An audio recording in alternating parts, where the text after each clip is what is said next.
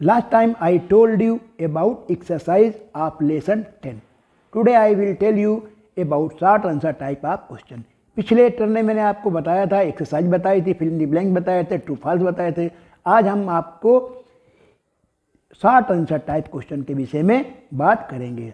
आपको एक्सरसाइज और short answer type of question पहले लर्न करना है, बाद में आप long answer type question learn करेंगे, क्योंकि मैक्सिमम जो क्वेश्चन होते हैं वो एक्सरसाइज और शॉर्ट आंसर टाइप के होते हैं, लेकिन फिर भी लॉन्ग भी आपको लर्न करने हैं। Now let us start with the first question. By which process does the reproduction take place in animal and plant? किस विधि द्वारा जानवरों में और पौधों में रिप्रोडक्शन होता है? रिप्रोडक्शन आप समझते हैं ना, प्रजनन, अपने ही तरह से बच्चों को जन्म देना या अपने ही तरह से पौधों को जन्म देना हमारा रिप्रोडक्शन कहलाता है।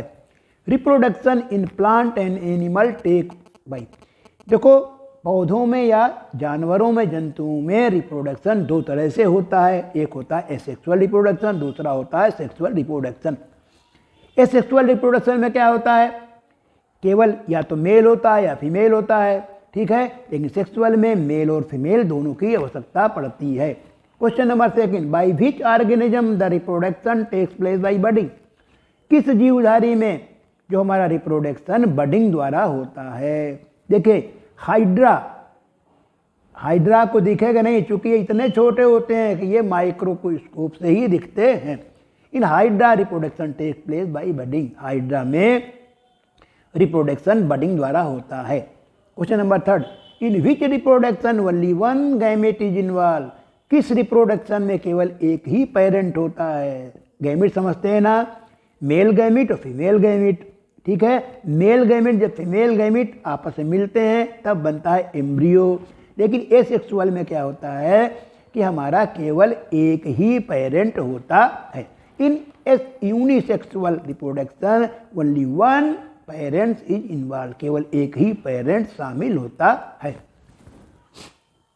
Question number 4, where did the gamete obtain from? ये गैमेट हमें कहाँ से प्राप्त होते हैं? Male gamete, female gamete.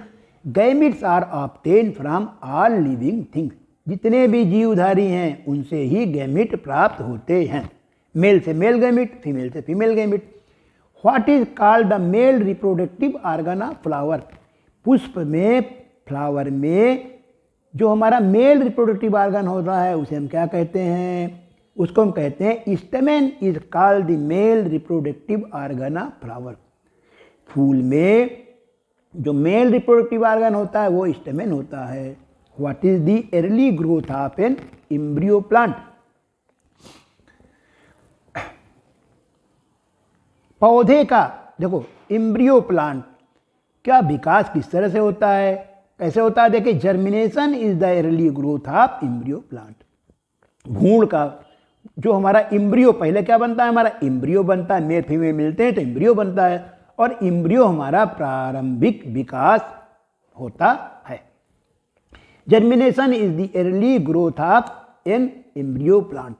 भ्रूण जो है प्रारंभिक विकास है।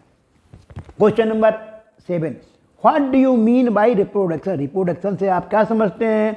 Producing offspring. ऑफस्प्रिंग माने जानते हो क्या होता है? बच्चे। बच्चों को अपने ही तरह से जन्म देना रिप्रोडक्शन कहलाता है। Next, name two animal which can regenerate their lost part. किन्हीं दो जंतुओं के नाम बताने हैं जो अपने नष्ट भागों को पुनः निर्माण कर सकते हैं। जैसे हमारा देखो हाइड्रा है और लिजार्ड, छिपकली और हाइड्रा है। अगर इनका कोई अंग टूट जाता है तो ये अपने अंग को दोबारा बना लेते हैं, निर्माण कर लेते हैं।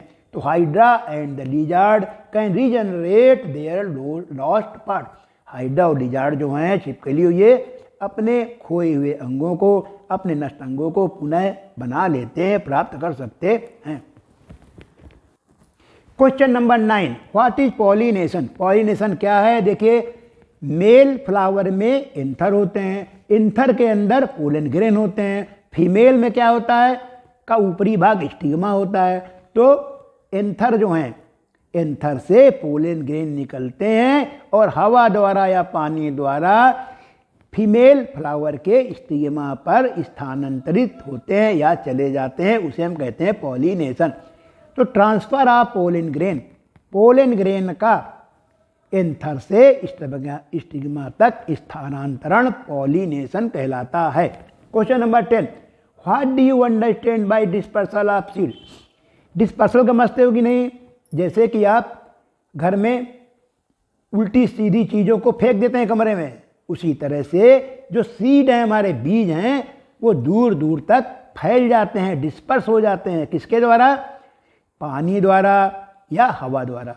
तो what do you understand by dispersal of seed?